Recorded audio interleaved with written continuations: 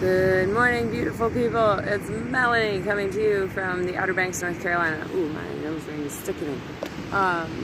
So I am at the sunrise this morning, and I'm going to switch the camera for you to give you my morning of day 6 update with the juice fasting journey and some changes that have gone on and all of that stuff. So hang on one second while I switch the camera around.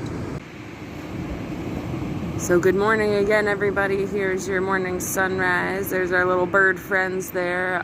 Sanderlings and sandpipers are over there, the little guys. And then the bigger guys are the sanderlings, I believe. Oh, no, we're going to focus on the clouds are changing, so we're going to get their colors here. So, Melanie, what's been going on with your juice cleanse? You're on day 6. You're still alive. I'm still here. I'm not dead. It's shocking. Ooh, there's dolphins out there. You probably can't see them, though. That's okay. I'll let you know that their spirits are there. Actually, I think they're some kind of small porpoise because they are very little and very cute. Anywho, so we are on the morning of day 6. Well, what's been going on? Last couple of days, I have been really hungry, and I have been experiencing some irritability coming up, some frustration emotions coming up. And I'm allowing it, and I'm feeling into it, and I'm doing my self-care stuff, which involves going and taking pictures of the sunset at Run Hill, and just taking some time, about an hour every day, to get away from everything, get back into nature, and breathe. And that's greatly helped. Christopher started eating some raw food last night, which was a huge change on his part of, he was happy with the juice cleansing results, but he did want to start eating. But he chose raw food instead of going straight to his cooked. He loves cooked gnocchi and pastas and bagels and all of that stuff. And instead he chose to go raw for a few days to keep on this raw food trend, which is awesome. And I'm proud of him for everything that he's done. I'm going to pause the video because we got a truck coming through. Hang on. So that's been what Chris has been doing. He's been going through a lot of liquid on the intake and the outtake. And I have not. So I had another solid BM this morning, and I was really interested as to why. I'm on day 6 and I'm still having solid BMs. However, I did notice a parsley leaf in that solid BM, and maybe the purpose of me drinking the parsley tea a couple days ago was that I could see that my gut is clean, because I feel like if the leaf of parsley tea didn't come out, then I would still be backed up. But yeah, I don't know. It's a really interesting journey that you're not eating anything and yet you're still pooping. But I'll take it. And I'll keep running with it. And I know that there's still fiber, there's still pulp in the poop, and maybe that's what is, or still fiber and pulp in the juice, and maybe that's what's coming out in the poop. Who knows?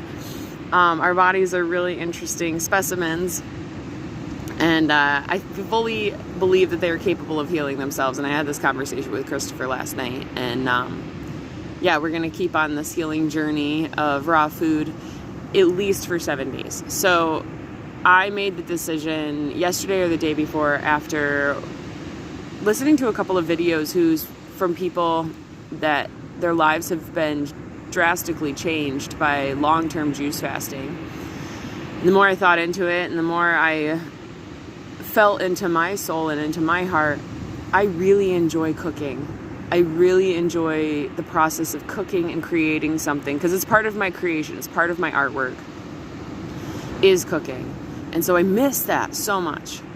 And I miss eating. I miss the food. And I'm not here on this planet to just juice. And that's all I'm ever going to experience. Because once these people juice for 90 days or a year, they really struggle to come back into actually eating solid food.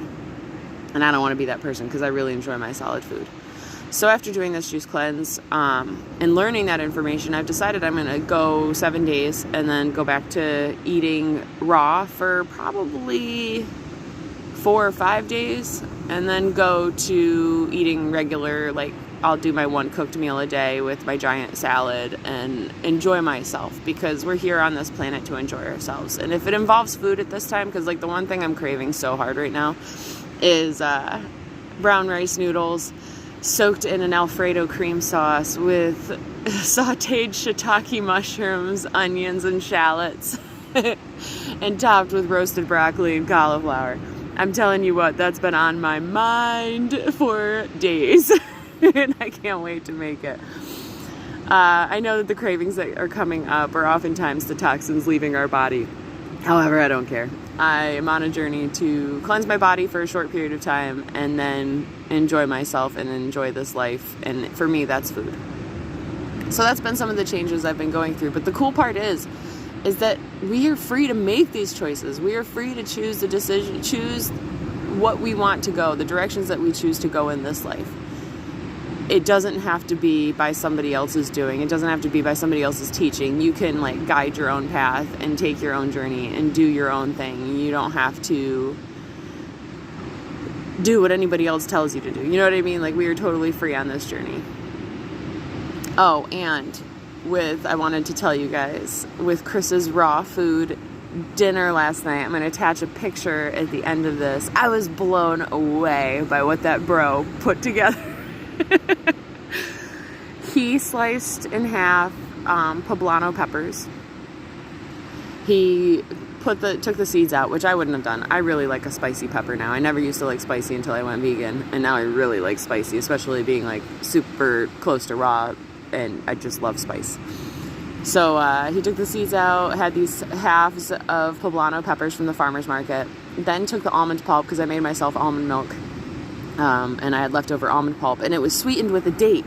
So that was also shocking. But he took the almond pulp, sweetened with a date, put that in his mixture along with red onion, avocado, halved cherry tomatoes, and I feel like there was something else in there. Oh, and then he added like spices like cumin and onion powder and garlic powder and salt and all of his little seasonings that he likes to do. And he sat there and he ate it, and he was like, Mel, this is so good. So Mr. Creativity in the kitchen is really rocking it on his raw food journey, and I was blown away. He could have just eaten some apples, or he could have just eaten some carrots and just been boring, but no, he took it to the next level. And so for that, I'm really proud of you, Christopher, and thank you for taking this journey with me. I asked him how he felt on his journey, and he said he felt the same. And then I said, well, I've noticed that you are doing more, and you seem to have less dark circles under your eyes, and you seem to feel and act a little more vibrant than you did before. And he's like, I think you're right. And I think the message that I've gotten is that I definitely need to add more raw food to my journey.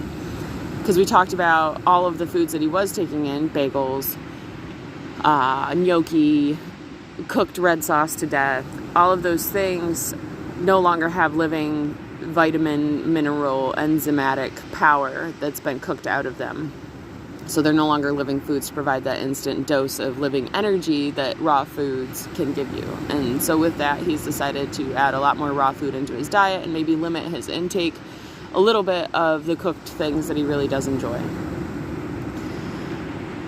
I hope that this journey has inspired you guys a little bit to maybe take control of your health and do something different and do something that you haven't done in the past. And it might be something small, like for one day, you're not going to eat anything, and it's just 24 hours of drinking clear teas, clear liquids. Stay away from like processed juices. If you have a fresh juice bar near you, you could indulge in that.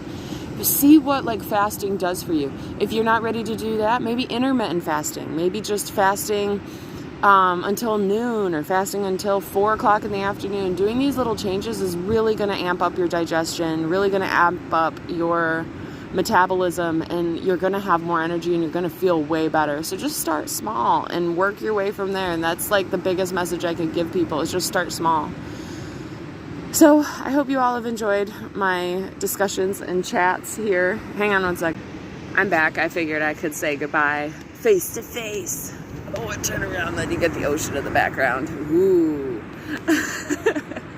I really hope that this journey that we've taken might inspire you to do something different with your health and your well-being and your your wellness. Oh, for me, a detox symptom I'm having is like these crazy huge cystic pimples. I don't think you can see it. There's one right there.